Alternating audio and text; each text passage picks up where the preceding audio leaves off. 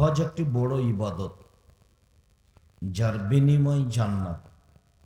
কবুল হলে লোকটি হয়ে যায় সেই দিনের মতো যেদিন তার মা তাকে জন্ম দিয়েছে, নিষ্পাপ হয়ে যায়। এরপরে হজ উমরা করে জান্নাত কিনা যায় না। জান্নাত কেনার একটি পথ, সেটা হলো দান। জিকির, আজকার, তাসবিহ, তাহলিল বড় ইবাদত। সূরা ইখলাস 3 বার পড়লে একবার কোরআন মাজিদ পড়ার সমান নেকি হয়, বিশাল ব্যাপার। এরপরেও এই ইবাদত দিয়ে জান্নাত কিনা যায় না। আল্লাহ তাআলা বলেন যে আমি তোমাদের জান এবং মালের বিনিময়ে জান্নাত বিক্রি করে দিলাম। জান্নাত তোমরা কিনে না। আর দানই এমন একটা ইবাদত যে একটা থেকে আর একটা ঘটাতে পারে, যা অন্য কোনো ইবাদত পারে না। আপনি আপনার বড় ইবাদত মনে করে হজ করেন, কিন্তু আপনি আপনার মায়ের কোনো উপকার করতে পারবেন না হজ করে, সেটা আপনার ব্যাপার। আপনি সালাত আদায় করেন, পৃথিবীর ব্যতিক্রম বিরল ইবাদত আপনার জন্য, কিন্তু আপনার মায়ের কোনো আপনি উপকার করতে পারবেন না। আপনি সিয়াম পালন করেন, ইবাদতের জগতে সবচেয়ে দামি ইবাদত। আপনি আপনার উপকার করতে পারবেন সিয়াম পালন করে, কিন্তু আপনার বাপ মায়ের উপকার করতে পারবেন না। আপনার বাপ মায়ের উপকারের একটাই পথ, সেটা হলো দান। আয়েশা রাদিয়াল্লাহু তাআলা আনহা বলেন, জা রাজুলুন ইলা নবী সাল্লাল্লাহু আলাইহি সাল্লাম ক্বালা, একজন লোক আল্লাহর নবীর নিকটে আসলো, এসে বলছে, আল্লাহ রাসূল, ইন্না উম্মি উফতিলাতাত নাফসাহা ও আজুন্ন হলো তাকাল্লামাত তাসাদ্দাকাত। আমার আম্মা হঠাৎ মারা গেছেন। আমি মনে করছি যে আমার আম্মা কথা বলতে পারলে তিনি দান করতেন। হাল্লাহা সাবিন আতাসাদ্দাকানহা, আমি যদি আমার মায়ের পক্ষ থেকে দান করি তাহলে আমার মায়ের জন্য নেকি হবে কি? তার নাম, আল্লাহ রাসূল বললেন, হ্যাঁ হবে। হাদিস বুখারী মুসলিম। পুরো ইবাদতটা আপনার মায়ের জন্য। আমার মা হঠাৎ মারা গেছেন, আমার মা কথা বলতে পারলে দান করতেন, তো আমার মায়ের নামে যদি আমি দান করি তাহলে আমার মায়ের নেকি হবে কি? কালা নাম, আল্লাহ রাসূল বলেন হ্যাঁ। আবু হুরায়রা রাদিয়াল্লাহু তাআলা আনহু বলেন, জা রাজুলুন ইলা নবী সাল্লাল্লাহু আলাইহি সাল্লাম ক্বালা, একজন লোক নবীর কাছে আসলো, এসে বলল, ইয়া রাসূলুল্লাহ কাদ মাতা আবি ওয়া তারাকা মালান ওয়া লাম ইউসিনি। আল্লাহর নবী, আমার আব্বা মারা গেছেন, অর্থ সম্পদ ছেড়ে গেছেন, তিনি আমাকে কোনো ওসিয়ত করে যাননি। হাল ইউকাফিরুল্লাহু আন সাইয়্যিতিহি লা তাসাদ্দাক লাহু, আমি আমার পিতার জন্য যদি দান করি তাহলে আমার পিতার পাপ মিটে যাবে কি? বললেন নাম। আল্লাহ রাসূল বলেন হ্যাঁ। মুসলিম। আগের বুখারী মুসলিমের হাদিসে বুঝলাম যে মায়ের নামে দান করলে মায়ের জন্য নেকি হবে, আর পরের হাদিসে বুঝলাম যে আমি যদি আমার বাপ মায়ের নামে দান করি তাহলে তাদের পাপ মিটে যাবে। পাপ ছোট না বড় এ কথা আল্লাহ রাসূল বলেননি, তবে আল্লাহ রাসূল বলেছেন যে হ্যাঁ, তোমার আব্বার পাপ মিটে যাবে। পৃথিবীতে এমন কোনো ইবাদত নেই যেই ইবাদত আপনি করলেন আর আরেকজনের পাপ মিটে গেল, এটা অসম্ভব। সেটা একমাত্র সাদকা দিয়ে হতে পারে। আবু হুরায়রা রাদিয়াল্লাহু তাআলা আনহু বলেন, রাসূল সাল্লাল্লাহু আলাইহি ওয়াসাল্লাম বলেছেন, ইন্না সাদকা তুতফিল খাতিয়াতা কামা ইউতফিল মাউন নারা। নিশ্চয় দান মানুষকে পাপকে মিটিয়ে দেয় যেভাবে পানি আগুনকে নিভিয়ে দেয়।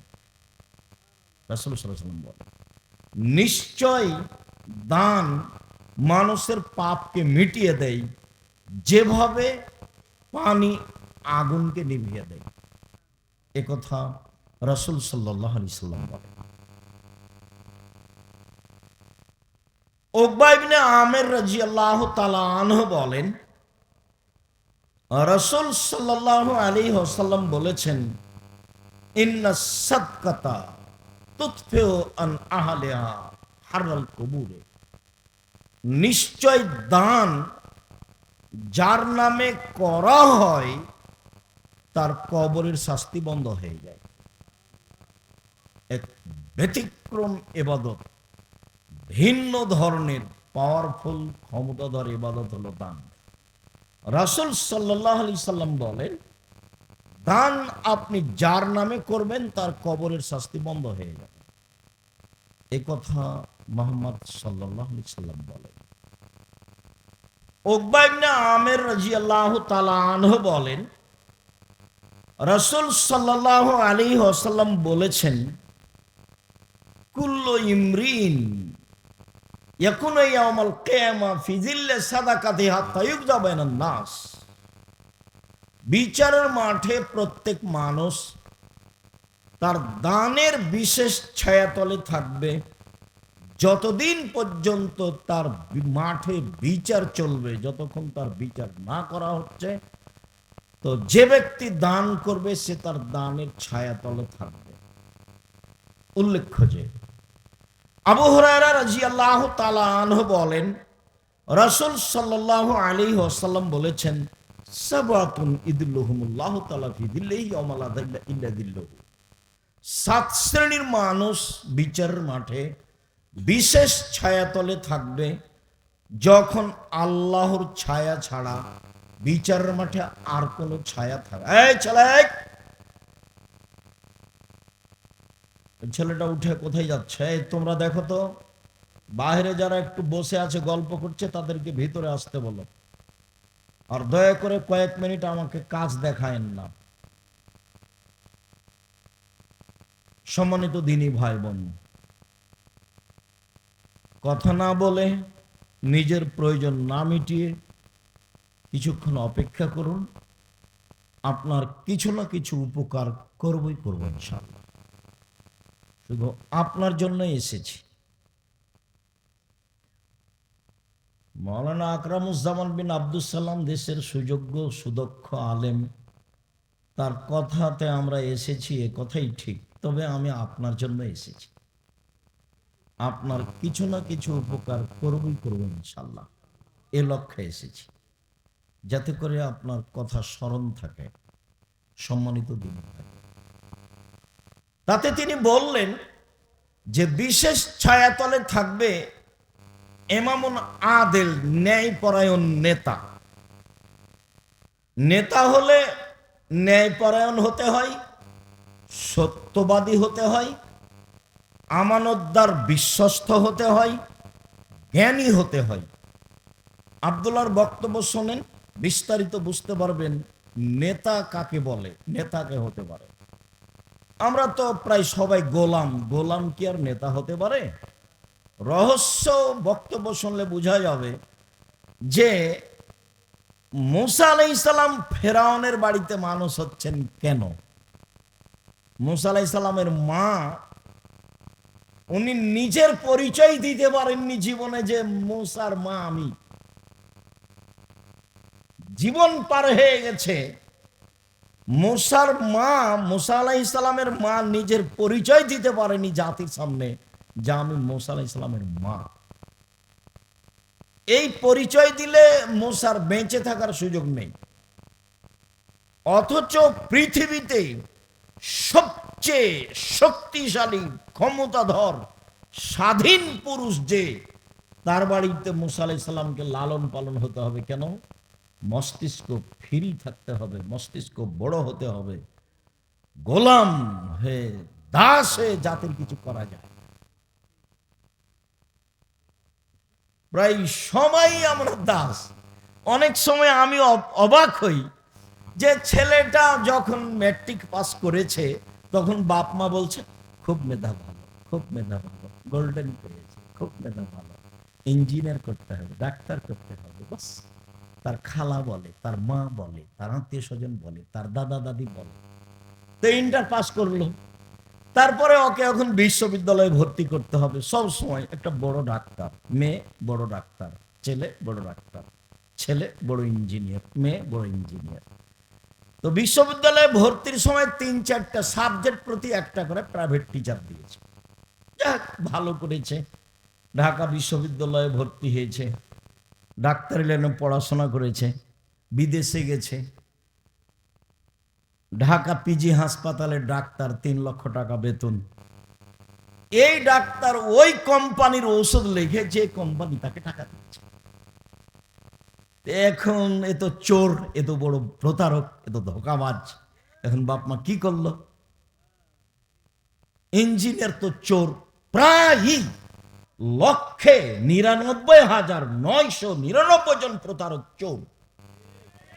আর বাপ মা যে বলছে ছেলে আমার ভালো, মেধা কত ভালো, ছেলে আমার গোল্ডেন, কত কি, কয়দিন পরে ও বড় ডাক্তার হয়ে বড় ইঞ্জিনিয়ার লন্ডন চলে গেছে। তারপরে তখন তারা তো আর বড় চাকরি দিবে না, কেননা এরা সব দাস, এরা হলো কাজের লোক। তখন এক কাজ করেছে, বড় ডাক্তার বা বড় ইঞ্জিনিয়ারকে সুইপারদের নেতা করেছে, যারা টয়লেট পরিষ্কার করে, বেতন 5 লক্ষ। তখনও ভাবলো যে পিজি হাসপাতালে ডাক্তারি করলে বেতন 3 লাখ, আর যদি আমি সুইপারদের দায়িত্ব পালন করি তাহলে বেতন 5 লাখ। টাকা বাঁধাইছে, দেশে ফিরে যাব। কয়দিন পরে আবার দেখলো যে ও নাগরিক, কি এটাকে বলছে, সিটিজেন, নাগরিক। তো ওও খুশি, ওর বাপও খুশি, ওর মাও খুশি, সবাই খুশি। মানে এখন একেবারেই গোলাম, একবারে নগদ গোলাম। একজন বক্তা বলছে যে এমামদের দেশে দিতে হবে, দিতে হবে, দিতে হবে। তখন আমি বলছি যে সরকারের কাছে মাওলানাকে যেতেই তো আল্লাহ নিষেধ করেছে। এখন সরকারের কাছে আমরা এতদিন ছিলাম গোলাম, তো ছোট গোলামের কি তাসগির কি হবে মাওলানা সাহেব? এই ছোট গোলামের ওগাইলাম, গোলাইমিন। ছোট গোলামের তাসগির হলো গোলাইম। গোলাম মানে এতদিন তো দাস ছিল, এখন যদি সরকারের বেতন নেই তাহলে হবে ছোট দাস, জাতির কিছু করতে পারবে না। এই বাপ মা ভুল বুঝেছে। দাস দিয়ে জাতির উপকার করা যায় না, দাস দিয়ে জনগণের উপকার করা যায় না। মায়ের পেট থেকে বের হয়ে স্কুলে বলে ও কালিমা তোমার আকাশ, ও কালিমা তোমার বাতাস। এই জাতি কোনোদিন আকাশ বাতাসকে আল্লাহর নামে কালিমার নামে ঘোষণা দিয়ে মানুষ হতে পারে, এটা অসম্ভব। মা ভুল বুঝেছে, মা চোর মানুষ করেছে, বাপ চোর মানুষ করেছে, মা ভুল বুঝেছে, প্রতারক ধোঁকাবাজ মানুষ করেছে। বাপ মায়ের উচিত জাতির কল্যাণের জন্য ছেলে মানুষ করব, জাতিকে পরকালমুখী করার জন্য ছেলে মানুষ করব। আল্লাহর রহমতের অভাব হয়েছে, মা আল্লাহকে বলবে আরে আমার ছেলে দিয়ে জাতির কল্যাণ ডেকে আনবো, 24 ঘন্টার মধ্যে ঠাকুরের গান বন্ধ করব। আরে ঠাকুর বাঙালিদের শত্রু, ঠাকুর জাতির শত্রু, ঠাকুর মুসলমানদের শত্রু, ঠাকুর বিশ্ববিদ্যালয়ের শত্রু, ঠাকুর পুরো ভারত বাংলাদেশ পাকিস্তানের মুসলমানের শত্রু। যেদিন ভারত বাংলাদেশ পাকিস্তানের মুসলমান ইংরেজদের হাতে নির্যাতিত, সেদিন ঠাকুর লন্ডনে মুচ পাকায়। আর এই শয়তানের গান আমার ছেলে বলে। আমি অত কাপুরুষ? জি না, আমি আব্দুর রাজ্জাক বিন ইউসুফ এই হিসাবে এখনো রাখিনি। আমার ছেলে মেয়ে গান বলে না, বলবে না ইনশাআল্লাহ। আপনার মতো এত কাপুরুষ আমি নিজেকে এখনো মনে করিনি। দুনিয়াকে ছোট মনে করি না, দুনিয়া অনেক বড়। কি বুঝাতে চান আপনি সেটা আপনি বুঝেন, কি বুঝাতে চায় আপনার স্ত্রী সেটা আপনি বুঝেন। দাস দাসী হয়ে জীবিকা নির্বাহ করে জাতির কল্যাণ ডেকে আনবো, এটা অসম্ভব। তাহলে আর মুসা আলাইহিস সালামকে আল্লাহ সাধারণ বাড়িতে রেখে নবী করতে পারত। আর মেজাজি ছোট রাখা হয় না, বড় রাখতে হবে। বড় সরাসরি গিয়ে বলছে বনী ইসরাঈলকে ছেড়ে দেন। কে? তুমি কি সেও না? তোমাকে কি আমি শিশুকালে লালন পালন করিনি? প্রথম কথাই মুসা আলাইহিস সালাম বলছেন, বনি ইসরায়েলকে ছেড়ে দেন, এই জন্য এসেছি আমি। একবারে সরাসরি ফেরাউনকে বলছে। দাস এ কথা বলতে পারবে? বাঘের মতো গেছে। বনি ইসরায়েলকে ছেড়ে দেন, এই জন্য এসেছি। কে তুমি? তুমি কি মূসা নও? তুমি শিশুকালে আমার বাসায় লালন পালন হয়েছ, বহু বছর তুমি আমার মাঝে থেকেছ। আরে তুমি যা করেছ তা করেছ। তুমি এক থাপ্পড়ে মানুষ মেরেছ, তুমি বড় অকৃতজ্ঞ। আমাকে এই কথা বলো মানে? এ কথা ফেরাউন বলল। তখন মূসা আলাইহিস সালাম বলছেন, জি, আমি যা করেছি তা করেছি। তখন আমি ভুল পথে ছিলাম, আপনার হত্যার ভয়ে আমি দেশ ছেড়েছি। আমার প্রতিপালক আমাকে বিদ্যে দিয়েছেন, জ্ঞানে গুণে পূর্ণ করেছেন, তিনি আমাকে নবী করেছেন। তুমি আমার প্রতি অনুগ্রহ করেছ, এই সুবাদে তুমি দাস বনি ইসরায়েলকে দাস দাসীতে পরিণত করেছ। তুমি বড় অকৃতজ্ঞ, খোঁটা দিয়েছ। যেটা বলছি সেটাই করে দিতে হবে, বনি ইসরায়েলকে ছেড়ে দিতে হবে। এই কথা মূসা আলাইহিস সালাম বলেন ফেরাউনের সামনে। পৃথিবীর ইতিহাসে সবচেয়ে বড় বদ মানুষ। সম্মানিত দিনী ভাই বোন, যা বলছিলাম, 7 শ্রেণীর মানুষ বিশেষ ছায়াতলে থাকবে। তার এক শ্রেণী মানুষ ন্যায় পরায়ণ নেতা, ধোঁকা দিয়ে, ফাঁকি দিয়ে, অকল্যাণ করে, মেরে, লুটতরাজ করে, জেল হাজত দিয়ে, অপমান করে, অপদস্থ করে মানুষ নেতা হতে পারে। এ আবার নেতা? যদি নেতা হয় তাহলে বয়স 45 মিনিট, সময় হলো 45 মিনিট। ওইভাবে নেতৃত্ব দেওয়া যায় না। ফেরাউনের কয়েক মিনিট, আর আধ সামদ দেখতে দেখতে নাই, বাস নাই। কি ব্যাপার? নেই, জুলুম বেশি ছিল। ফেরাউনের কয়েক মিনিট, এই যে মরল, এই যে ডুবলো, এই যে ডুবলো, এই যে ডুবলো, এই যে গেল। সম্মানিত দিনী ভাই বোন, তারপরে তিনি বললেন, ওই যুবক যে বাল্য থেকেই ইবাদত অভ্যাসী, তারপরে ওই 2 বন্ধু যে আল্লাহর জন্য ভালোবাসা, আল্লাহর জন্য ভালোবাসা কেটে দেয়, সেই ব্যক্তি যে মসজিদ থেকে বের হয় আবার ব্যস্ত থাকে কখন মসজিদে যাব। তারপরে সেই ব্যক্তি যাকে কোনো মহিলা, সম্ভ্রান্ত পরিবারের মহিলা জেনার ডাক দেয়, তখনও বলে আমি আল্লাহকে ভয় করি। তারপর সে ব্যক্তি যে নির্জনে কাঁদে, চোখের পানি ঝরঝর ঝরঝর করে ঝরে, এ থাকবে বিশেষ ছায়াতলে। তারপরে বলেন, রাজুলুন তাসাদ্দাকা বিসাদাকাতিন ফাহা হাত্তা লা তালামা শিমালুহু মা তুনফিকু ইয়ামিনুহু। ওই ব্যক্তি বিশেষ ছায়াতলে থাকবে বিচারের মাঠে, যে গোপনে দান করে। একটু বলেন না, চেয়ারম্যান সাহেব 5,000 টাকা দিল, বলেন 50,000 টাকা দিল। আজকে বেশি কথা নয়, আপনাদের কাজের জন্য 50,000 টাকা দিয়ে গেলাম। তো 3 শ্রেণীর মানুষ জাহান্নামে যাবে, তার এক শ্রেণীর উদ্বোধন হবে। তার এক শ্রেণীর মানুষের লোক দেখানো দানকারী, তার এক শ্রেণীর মানুষ হচ্ছেন মাওলানা সাহেব। সম্মানিত দিনী ভাই বোন, বিশেষ ছায়াতলে থাকবে যারা গোপনে দান করে। ভারত, বাংলাদেশ, পাকিস্তানে কওমি মাদ্রাসায় হচ্ছে ইসলাম টিকে রাখার মাধ্যম। বিশেষভাবে সঠিক আকীদা আদর্শের মাদ্রাসা যেগুলি, সেগুলিতে দান করতে হবে আপনাকে, এই জন্য যে এগুলোই সঠিক আকীদা আদর্শে জাতিকে টিকিয়ে রাখার মাধ্যম। একটা জায়গায় দান করলেন, তারা বিদাত করে, তাহলে পাপের সহযোগিতা করা হবে। একটা জায়গায় দান করলেন, তারা শিরকের কাজের সাথে জড়িত, আপনি শিরকের সহযোগিতা করলেন। এদেশের মাটিতে সঠিক আকীদা আদর্শের প্রতিষ্ঠান যেগুলি, সেগুলিতেই দান করতে হবে, এ কথাই ঠিক। তাহলে আপনি এই দানের ফলাফল ভোগ করতে পারবেন। মহান আল্লাহ বলেন, আল্লাযীনা ইউনফিকুনা আমওয়ালাহুম বিল-লাইলি ওয়ান-নাহার, যারা তাদের টাকা পয়সা দান করে দিনে ও রাতে, রাত দিন করে। সিরওয়ালা নিয়ে গোপনে করে, প্রকাশ্য করে, লোক দেখানো হয় না যেন। গোপনে তো ভালো, ভালো কথা। রাসূল সাল্লাল্লাহু আলাইহি সাল্লাম বলেন, ইন্না সাদকাতা সিররে তুতফু গাযাবার রাব্বে, গোপনে দান আল্লাহর রাগ মিটিয়ে দিতে পারে। দান, খুব ক্ষিপ্ত আল্লাহ আপনার উপরে, কিছু করেছেন পাপ, আপনি গোপনে দান করে দিলেন, আল্লাহ ঠান্ডা হয়ে যায়, আচ্ছা ঠিক আছে যা। দান দিয়ে আল্লাহকে সন্তুষ্ট করা যায়, দুর্বল করা যায়, আপনার প্রতি যে রাগ ছিল সেটা মিটে যায়। আমি এই কথা বলিনি, এই কথা মুহাম্মদ সাল্লাল্লাহু আলাইহি ওয়াসাল্লাম। তিনি বলেন, ইন্না সাদকাতা সিররে তুতফু গাযাবার রাব্বে, নিশ্চয় গোপন দান আল্লাহ তাআলার রাগকে মিটিয়ে দেয়।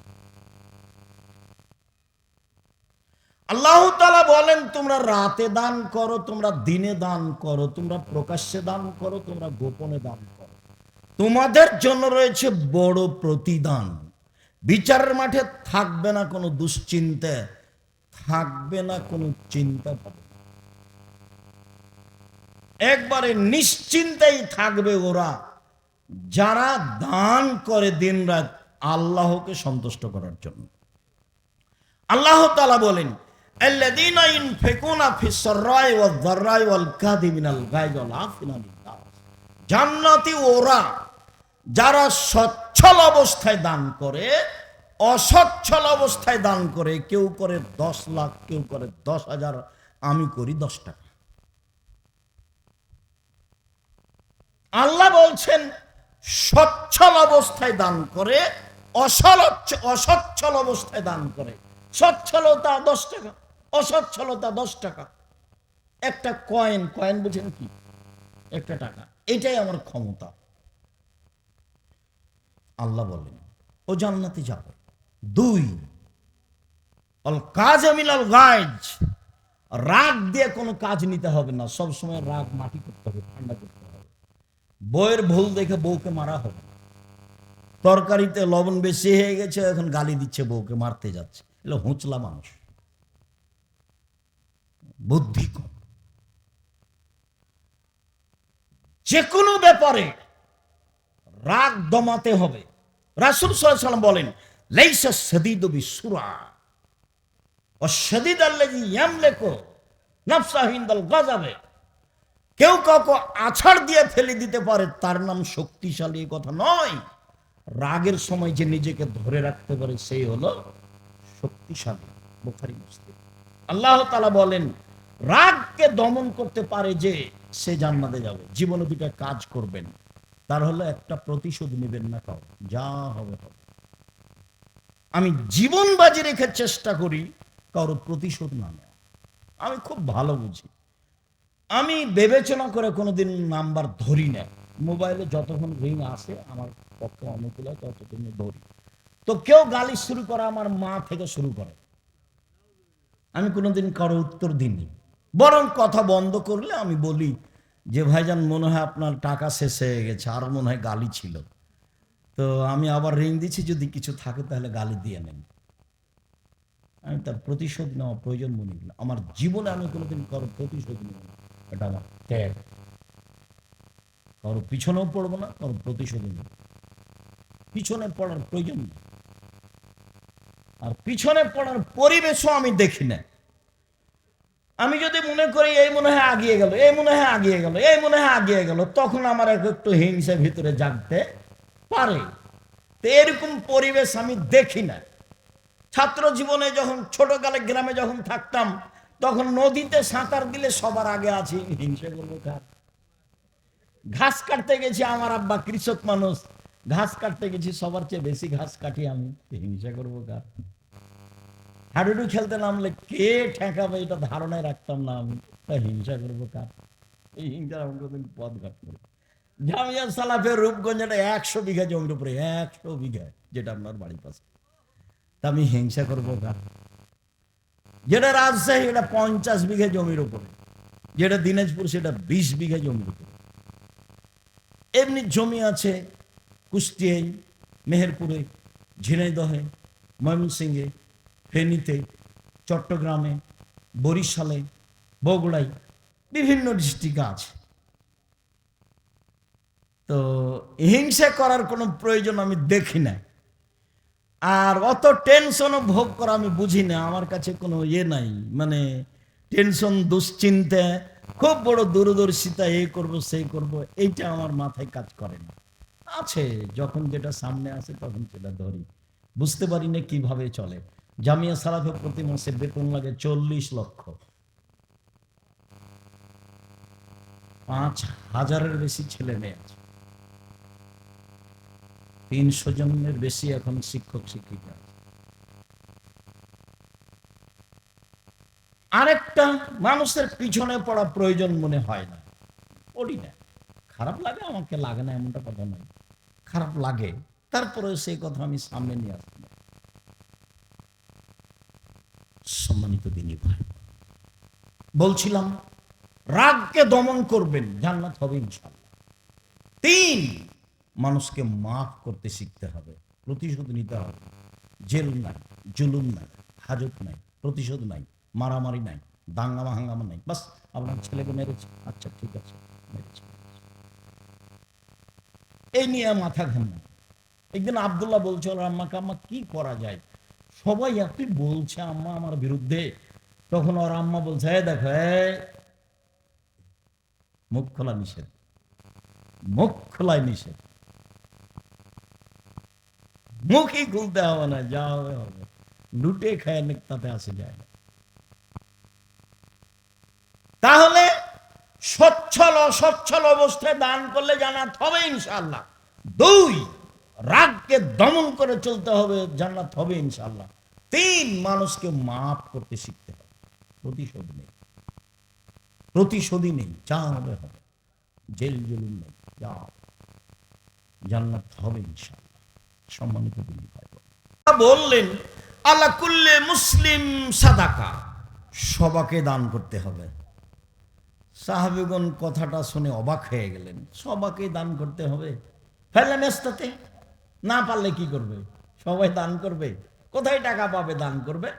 তখন আল্লাহ রাসূল বলছেন, ইয়ামাল বিয়াদাইহি ফায়ানফু নাফসু ওয়া ইয়াতাসাদ্দাকু, কারো যদি কিছুই না থাকে তাহলে মানুষের বাড়িতে কাজ করবে, সারাদিনে যে কাজ করেছে সেই কাজ থেকে নিজে কিছু উপকৃত হবে, খাবে, আর কিছু দান করবে। তার মানে দিন মজুরকে দান করতে হবে, ভ্যান চালককে দান করতে হবে, দান করতে হবে প্রত্যেক মানুষকে।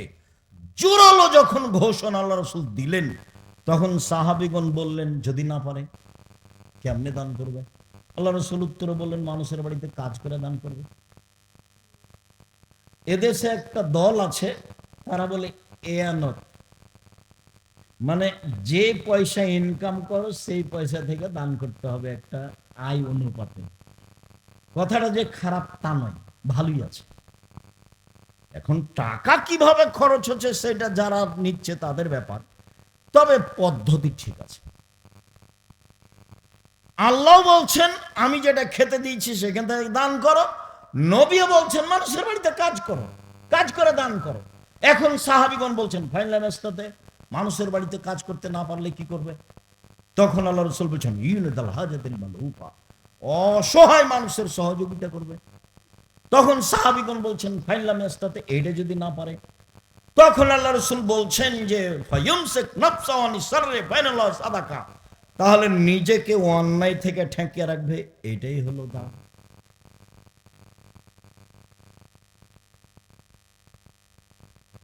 আবু যার গিফারি রাদিয়াল্লাহু তাআলা আনহু বলেন, রাসূল সাল্লাল্লাহু আলাইহি ওয়াসাল্লাম একদা বললেন, ইন্না বিকুল্লি তাসবিহাতিন সাদাকা, সুবহানাল্লাহ বললে দানের নেকি হয়, অবিকুল্লি তাহমিদাতিন সাদাকা, আলহামদুলিল্লাহ বললে দানের নেকি হয়, অবিকুল্লি তাহলিলাতিন সাদাকা, লা ইলাহা ইল্লাল্লাহ বললে দানের নেকি হয়, আমরুন বিল মারুফে সাদাকা, ভালো কাজের আদেশ করলে দানের নেকি হয়, ওয়া নাহিয়ানিল মুনকারে সাদাকা, মন্দ কাজের নিষেধ করলে দানের নেকি হয়। শেষ পর্যন্ত বলা বাহুল্য, রাসূল সাল্লাল্লাহু আলাইহি ওয়াসাল্লাম বলছেন, তাই বলছি, বলছেন অফি বজা আহাদুকুম সাদাকা, তোমাদের স্ত্রীর নিলেও দানের নেকি হয়। তখন সাহাবী বলছেন আল্লাহ রাসূল, সাহাবীগণ বলছেন আল্লাহ রাসূল, ইয়াতি আহাদুনা শাহওয়াতাহু ওয়ালাহু ফিহা আজর, আমাদের কোন মানুষ তার প্রবৃত্তিকে মিটাবে তাতে নেকি হবে, তখন আল্লাহ রসুল বলছেন, তাহলে ঠিক আছে, তোমরাই বলো। বলা ওয়াজাহ ফি হারামিন, এটা যদি হারাম উপায় হয় তাহলে পাপ হবে কি না? হ্যাঁ, তাহলে তো পাপ হবেই। যদি এই মিলন হারাম উপায়ে হয়, তাহলে যদি পাপ হয়, তাহলে হালাল উপায়ে হলে নেকি হতে পারে, নেকি হবে। এটা দানের পথ, সিরিয়াল বলতে নিরাশার কিছু নেই।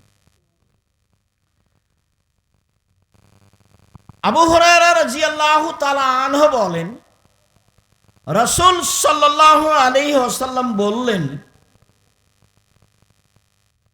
ইন্না সাদাকা লা তুনকিসুল আমওয়াল, দান কোনদিন পয়সাকে কমায় না। আল্লাহ তাআলা বলেন, ইয়ামহাকুল্লাহু রিবা ইউরবিস সাদাকাত, দান মানুষের টাকাকে বেশি করে দেয় আর সুদ মানুষের টাকাকে কমিয়ে দেয়। এক মিনিট, সুদ খুব ভয়াবহ জিনিস। সম্মানিত দিনী ভাই বোন, সুদের যে ভাষা উল্লেখ হয়েছে, পাপের জগতে এই ভাষা উল্লেখ হয়নি আর কোন পাপ। অবাক কথা, পৃথিবীতে সবচেয়ে মহাপাপ শিরক, কিন্তু ভাষা এমন নয়। পৃথিবীতে দ্বিতীয় মহাপাপ পিতামাতার অবাধ্য চলা, কিন্তু ভাষা এমন নয়। পৃথিবীতে তৃতীয় মহাপাপ মিথ্যা সাক্ষী, কিন্তু ভাষা এমন নয়। কি ভাষা? তিনি বলছেন, মায়াকুল দিরহাম রিবা ইয়ালা আসাদু মিন সিত্তাতি ওয়া সালাসিনা জিনিয়া, কে যদি জেনে শুনে 1 টাকা সুদ খায়, 36 বার জেনা করে যত পাপ হবে, 1 টাকা সুদ খেলে তার চেয়ে বেশি পাপ হবে। তিনি বলেন, আর রিবা সাবুনা জুজান আইসারা রাজুল উম্মাহু আইসারা রাজুল আনকাহু উম্মাহু, সুদের পাপের 70টি ভাগ রয়েছে, তার ছোট ভাগ হলো মার সাথে জেনা করলে যেমন পাপ। শিরক মহাপাপ, কিন্তু ভাষা এরকম নয়। পিতামাতার অবাধ্য চলা মহাপাপ, কিন্তু ভাষা এমন নয়। মিথ্যা সাক্ষী দেওয়া মহাপাপ, কিন্তু ভাষা এমন নয়। মানুষকে হত্যা করা মহাপাপ, কিন্তু ভাষা এমন নয়। এতিমের সম্পদ খেয়ে না মহাপাপ, কিন্তু ভাষা এমন নয়। সন্তানকে হত্যা করা খাদ্যের ভয়ে মহাপাপ, কিন্তু ভাষা এমন নয়। অবাক ভাষা, যে কেউ শুনে 1 টাকা সুদ খায়, 36 বার জেনা করে যত পাপ হবে, 1 টাকা সুদ খেলে তার চেয়ে বেশি পাপ হবে। পাপের জগতে এরকম ভাষায় নাই কোনো পাপের সাথে। অবাক পাপ। সুদের পাপের 70টি ভাগ রয়েছে, ছোট ভাগ হলো মার সাথে জেনা করলে যেমন পাপ হয়। বলছিলাম, এই ছেলে, কে কথা বলে এখানে? যাও তোমরা দেখো। সম্মানিত দিনী ভাই বোন, বলছিলাম, দান মানুষের টাকাকে বেশি করে, দান করলে টাকা বেশি হবেই। আবু হুরায়রা রাদিয়াল্লাহু তাআলা আনহু বলেন, রাসূল সাল্লাল্লাহু আলাইহি সাল্লাম বললেন, ইয়াবনাল দাম আনফিক উনফিক আলাইকা, আদমের ছেলে মেয়ে শোনো, তোমরা দান করো, আমি সেটা তোমাদের পাল্টা দিয়ে দিই। আল্লাহ বলছেন। উমামা বাহিলি রাদিয়াল্লাহু তাআলা আনহু বলেন, রাসূল সাল্লাল্লাহু আলাইহি সাল্লাম বলেছেন, ইন তাবযুলিল ফাজলা খায়রুল লাক ওয়া ইন তুমসিকুহু শাররুল লাক, খেয়ে পান করে যেটা বেশি হলো, সেটা যদি দান করো তোমার জন্য ভালো, সেটা যদি বাড়িতে রেখে দাও তাহলে তোমার জন্য খারাপ। আল্লাহ তাআলা বলেন। আসমা রাদিয়াল্লাহু তাআলা আনহা বলেন, রাসূল সাল্লাল্লাহু আলাইহি সাল্লাম বলেন, আসমা তাসাদ্দাকি ওয়ালা তুসি ফাইসাল্লাহু আলাইহি, আসমা দান করো, হিসাব করো না কয় টাকা দান করলে। ওয়ালা তুই ফাইসাল্লাহু আলাইহি, আসমা দান বন্ধ করো না, নইলে আল্লাহ তোমার উপরে দয়া রহমত বন্ধ করে দিবেন। ফারযাকি মুস্তাতাতে, আসমা সম্ভবপর দান করতে থাকো, সম্ভবপর দান বন্ধ করো।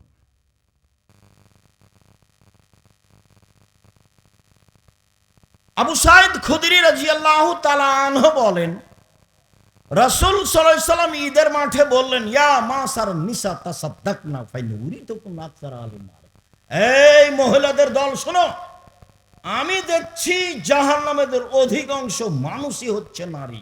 জাহান্নাম বলতে নারী আর নারী, জাহান্নাম বলতে মহিলা আর মহিলা, জাহান্নামের অধিকাংশ মানুষই হচ্ছে মহিলা। তোমরা দান করে নিজেকে জাহান্নাম থেকে বাঁচাও। শোনো, তোমরা দান করে নিজেদেরকে জাহান্নাম থেকে বাঁচাও।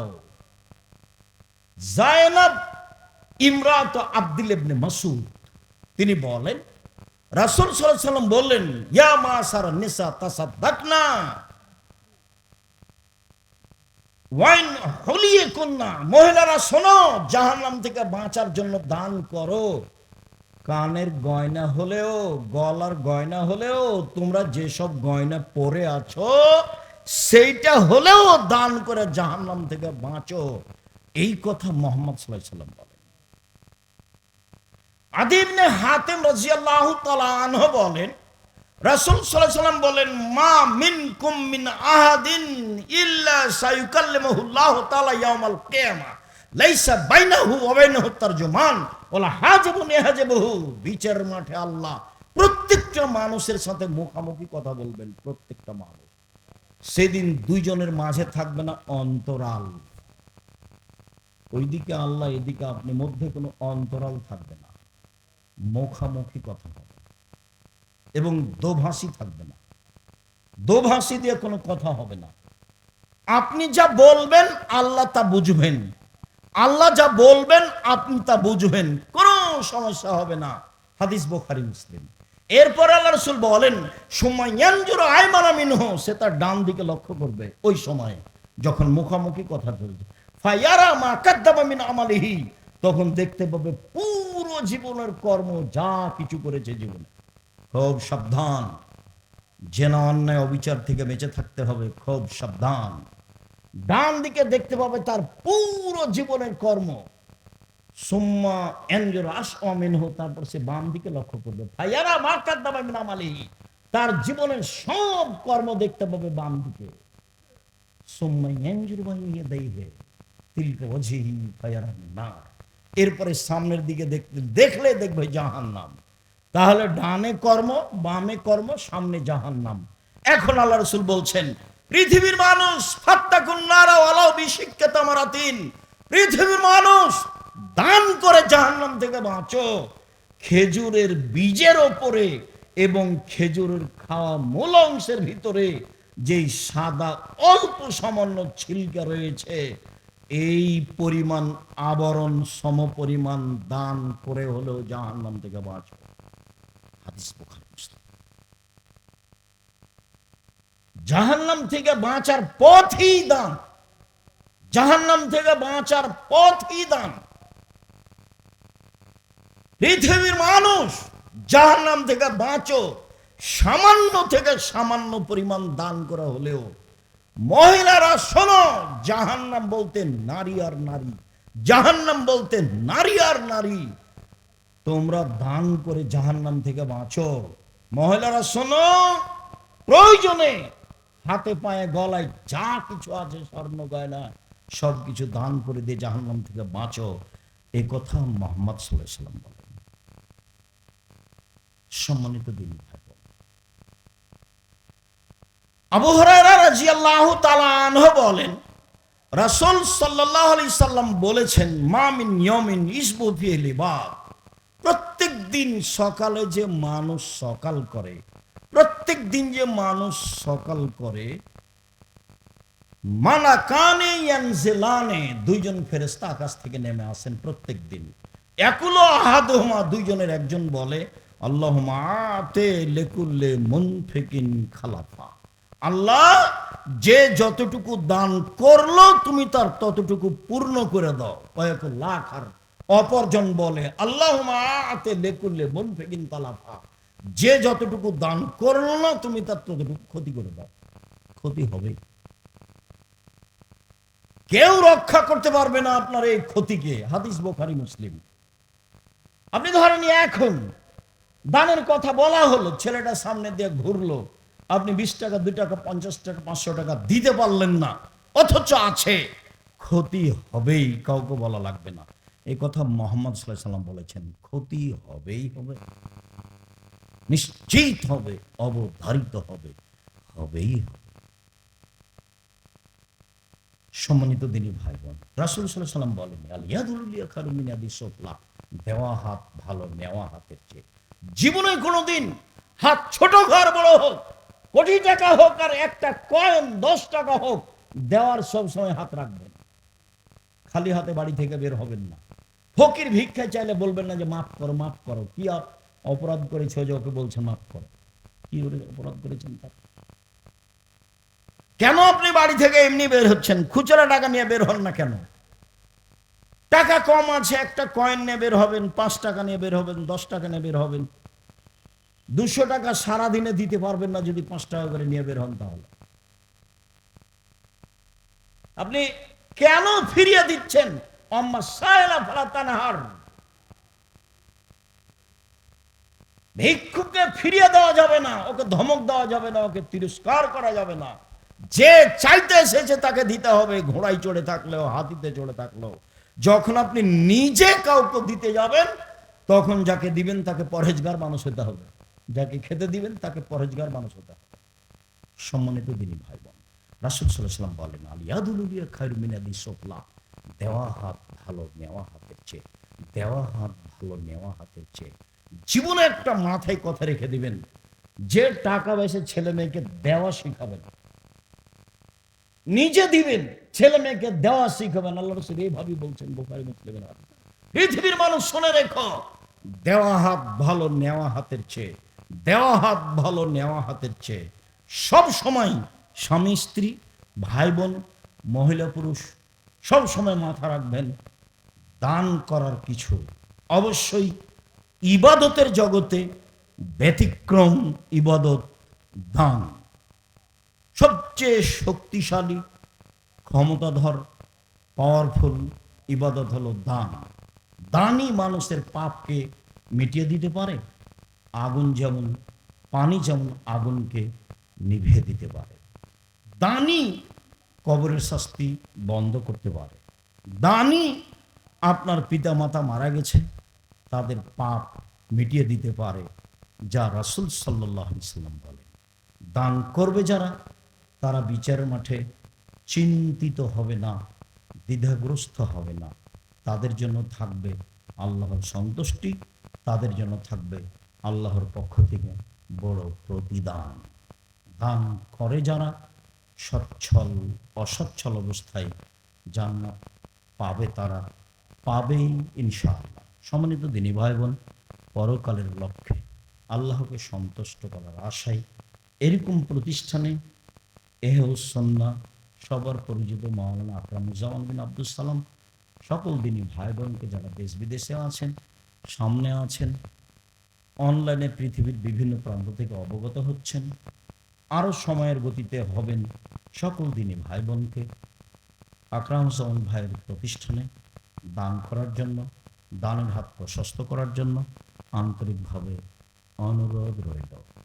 দোয়া করবেন, দান করবেন, জামিয়া সালাফের জন্য দোয়া করবেন যেন আল্লাহ কবুল করেন, এটার জন্য দোয়া করবেন যেন আল্লাহ কবুল করেন। উপরে কবুল হলে কাজ সহজ, উপরে কবুল না হলে কাজ ভারী। তুমি সর্বশক্তিমান, সব কিছু করতে পারো, তুমি আমাদের অন্তর জানো, অন্তরকে ভালো করে জানো। বিশ্বাস করি তোমাকে, তুমি আজিজ পরাক্রমশালী। বিশ্বাস করি তোমাকে, তুমি আজিজ পরাক্রমশালী, তোমার কোনো অংশীদার নেই। যা ইচ্ছা তাই করতে পারো। দিনকে যেমন দিন বলি, রাত বলি না, বিশ্বাস রাখে যেটা দিন। রাতকে যেমন রাত বলি, দিন বলি না, বিশ্বাস রাখে যেটা রাত। ঠিক তোমাকে এইভাবে বিশ্বাস করি।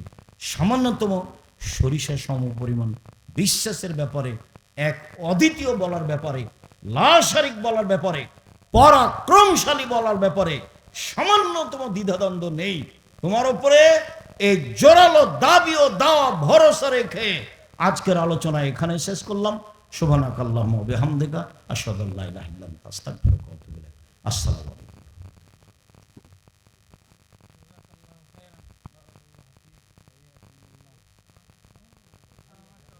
আসসালামু আলাইকুম। আলহামদুলিল্লাহ।